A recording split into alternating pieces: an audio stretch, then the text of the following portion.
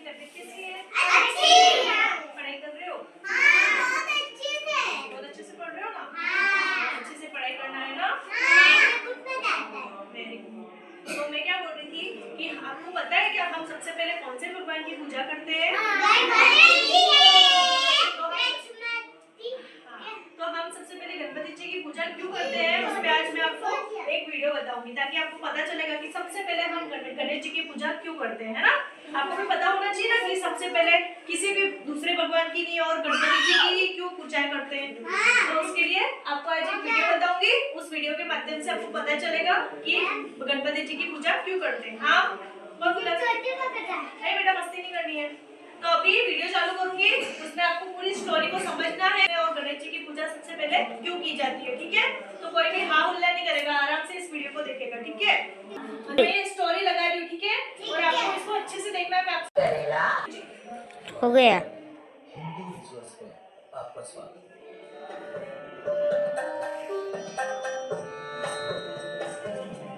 देवताओं में सर्वश्रेष्ठ और अग्र पूज्य गणेश जी माने जाते हैं।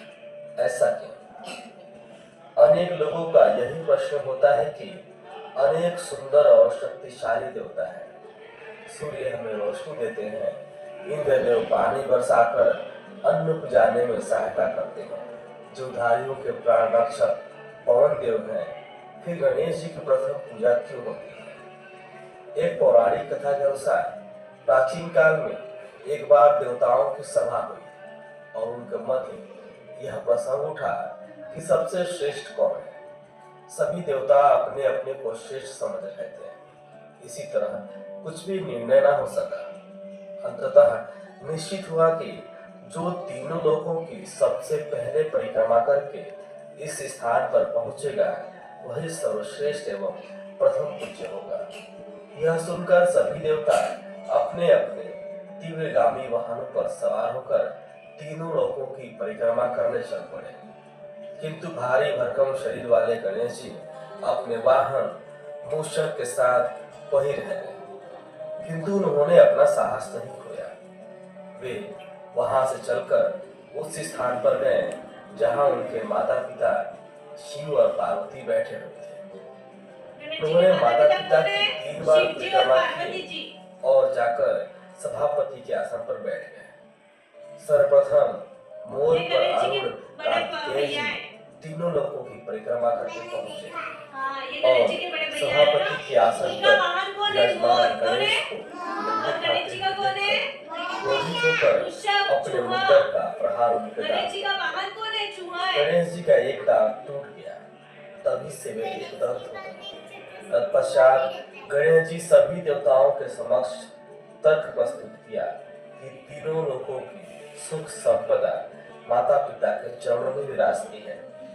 माता पिता की चरण सेवा ही सर्वोपरि है। जो इनके चरणों को छोड़कर लोगों का भ्रमण करता है उसका सारा परिश्रम व्यर्थ चला जाता है।